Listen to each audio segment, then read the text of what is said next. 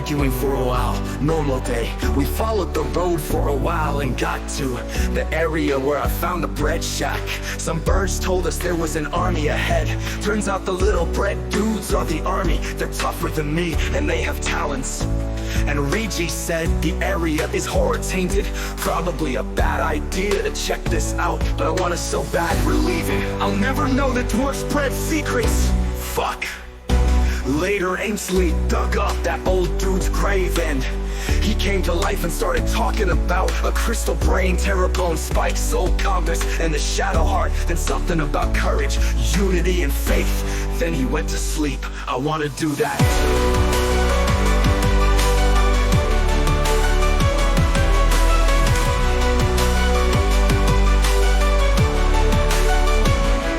The night was uneventful, other than Grommash stealing Zephyr's bow. In the morning we head towards Evergreen and encounter a ghost that immediately attacks us. Of course, the one-time Scratch shows restraint. The ghost screams and we all get fucked up by psychic damage.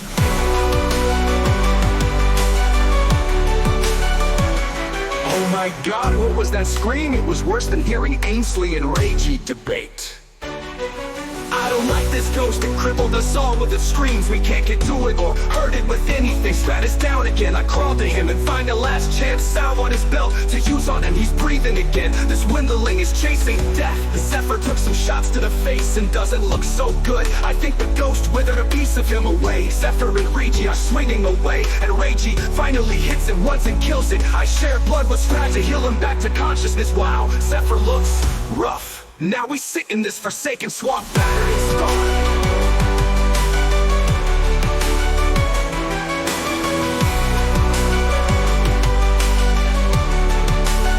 We're gonna rest for a couple days. Scrat is gonna retie into the tears. We realized Grommash was missing. I went to look for him and found his body and he is dead. Fuck. The little fucker should have listened. He took a ring from the grave. Today is bad, really bad. The ring doesn't seem to be magical. Even worse, a zombie walked up to me and looked me in the eye. Now Regi is being weird about the ring. He says it's magic. We placed Grommash's body into the coffin, and the skeleton sword and armor appeared on him, and the prophecy that had faded reappeared. I tried to take the sword and could have ripped it out of Grommash's grasp, but I may have taken his arms with it. Ainsley examined the ring to try and figure out what it does. He finds out that the ring will be very difficult to thread into, and we need to know its name to even try. I can't believe I died again. Maybe I'm not cut out to be the hero this land needs. I must focus on my magic to reach new levels.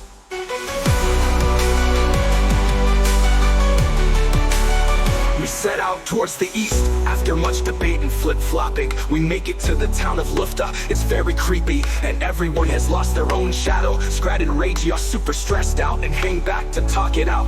They end up bonding for once by making fun of Zephyr's new appearance. Meanwhile, Zephyr and I search some buildings. Looks like this town was abandoned very quickly. More than one building has a giant hole into the ground that looks like something bust through into the building. There is a darkness, shadow in the hole. We see drag marks into the hole and fingernail trails. Regi tried using the shadow heart to drain the shadow from the hole. It worked and he lost control as the shadows were sucked into it faster and faster. I had to use the orb to sever the link to stop it, and Regi looked pretty worried about it. We decide we can't spend the night here and walk out until we can see our shadows again.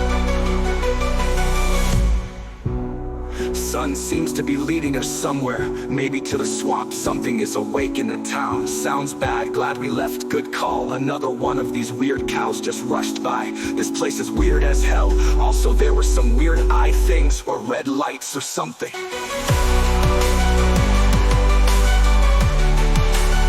I took over watch during the night and watched as wildlife, bugs, and other creatures surrounded us and closed in. I made a reluctant Ainsley light up the beacon, which made all the animals disappear.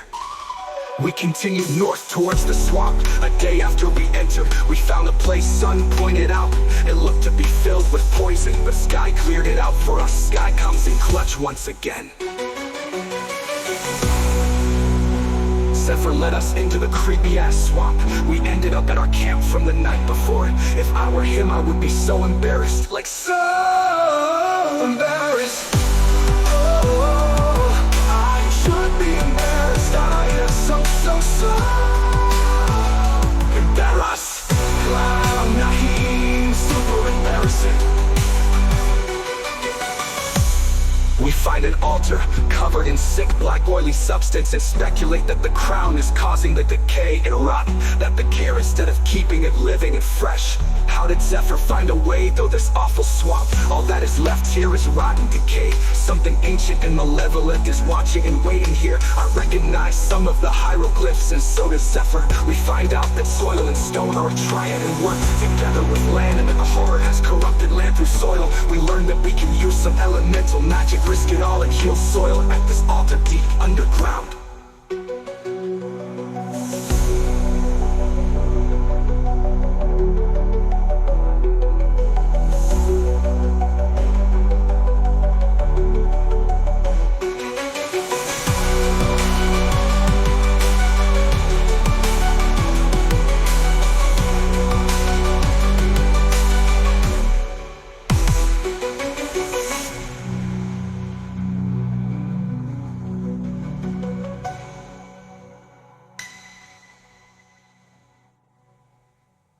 I took Overwatch during the night and watched as wildlife, bugs and other creatures surrounded us and closed in.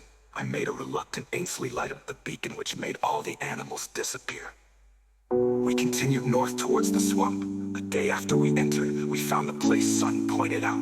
It looked to be filled with poison, but Sky cleared it out for us. Sky comes in clutch once again. Zephyr led us into the creepy-ass swamp. We ended up at our camp from the night before. If I were him, I would be so embarrassed. Like so embarrassed. Ooh.